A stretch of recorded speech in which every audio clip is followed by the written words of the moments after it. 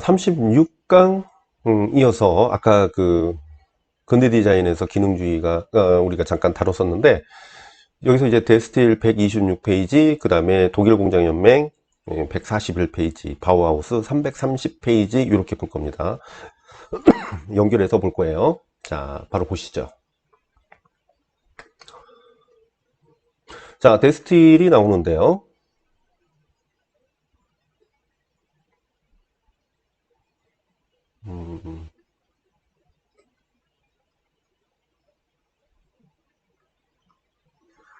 자, 데스틸 정의 보시면은 1917년입니다.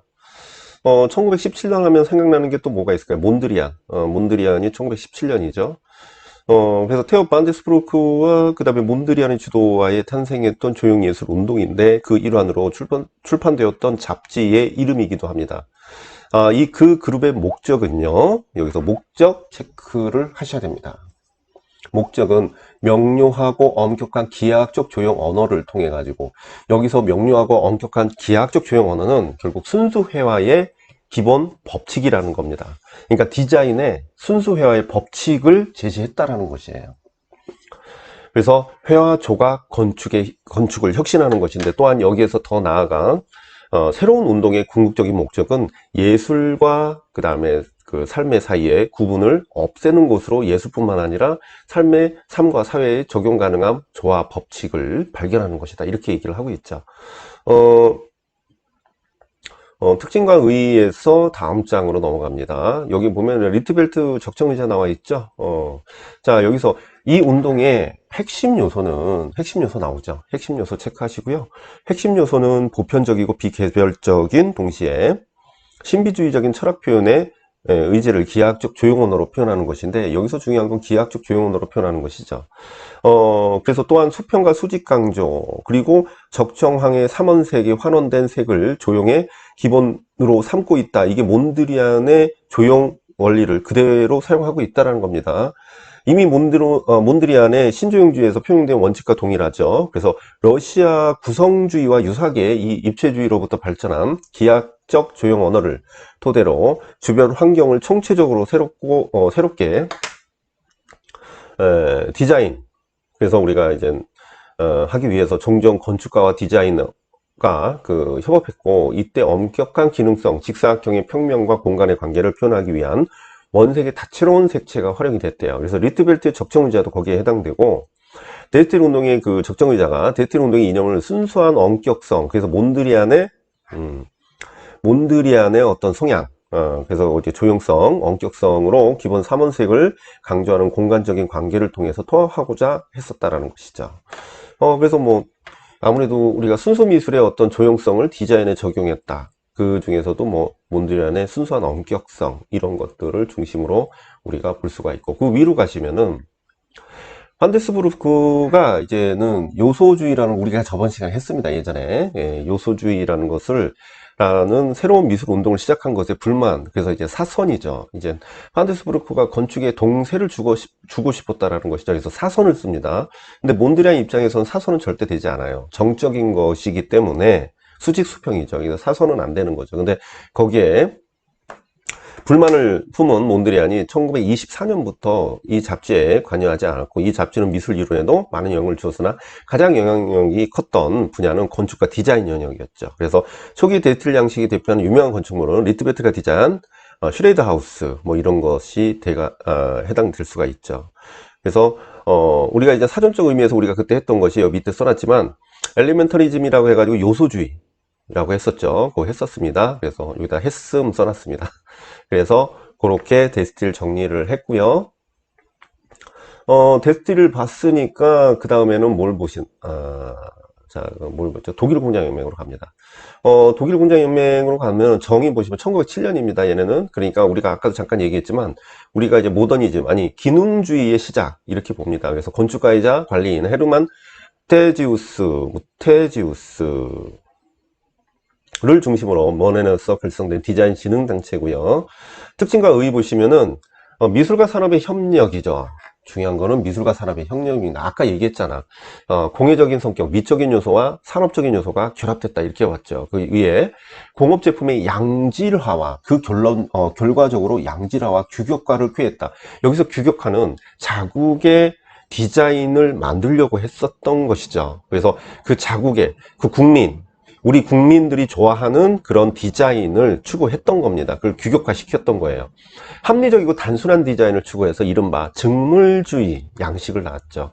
그래서 실제 대상을 우리가 여기서 잠깐 보고 갈게요. 직물주의에서 사전적 의미는 주관적 요소를 배제하고 최대한 그 대상 그 자체를 객관적으로 기록하는 것을 직물주의라고 하거든요. 그래서 우리가 이제 표현주의 이후에 그 직물주의가 등장하잖아요. 신직물주의가 이제 그것도 이제 그런 개념으로 등장을 한 겁니다.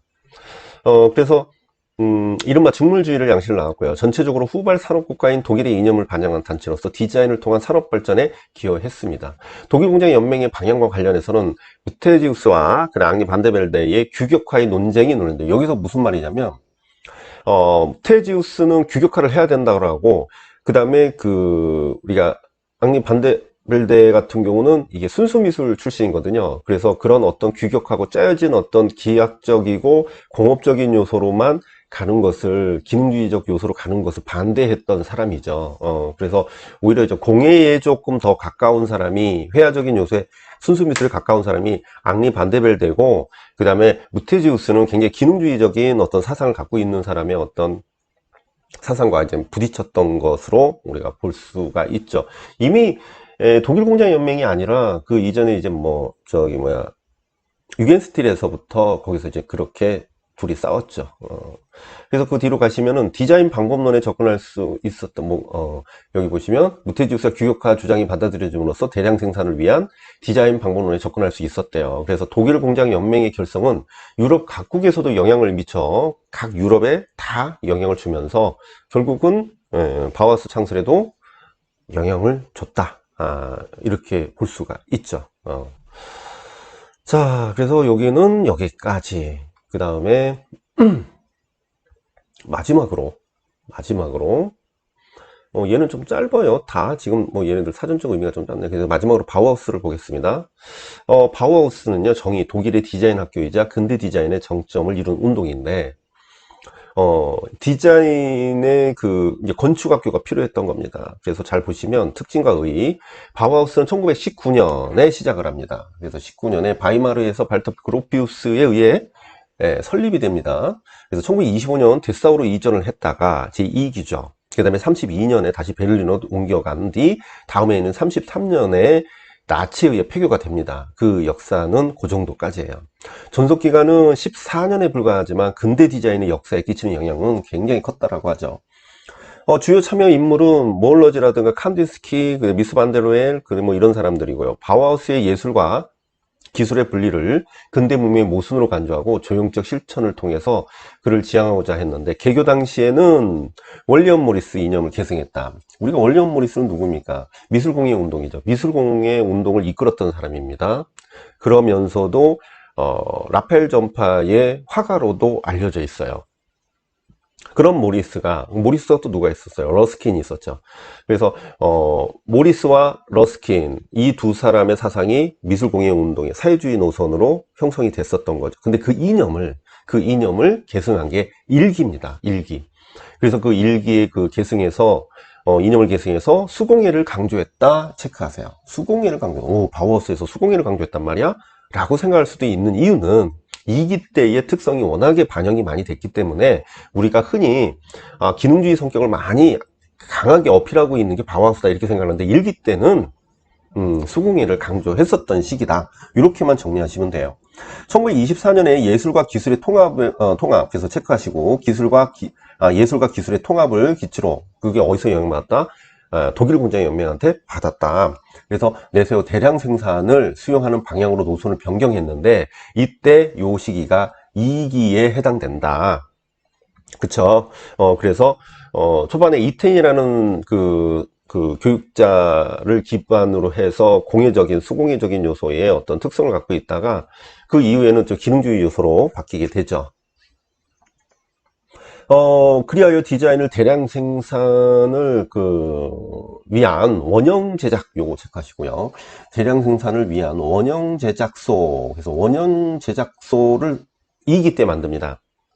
그래서 정의함으로써 현대 디자인의 원리를 정립했고요. 교육 과정은 뭐 흔히 많이 아는 거죠. 기초 과정이 있고요. 공방 과정, 그다음 건축 교육. 1기 때는 건축 교육은 없었습니다. 그래서 2기 때부터 건축 교육이 있었고요. 그래서 뭐 기초 과정은 뭐 6개월, 공방은 뭐 2년 뭐 이런 식으로 해서 우리가 기본 이론 시간에 배웠었던 거고요.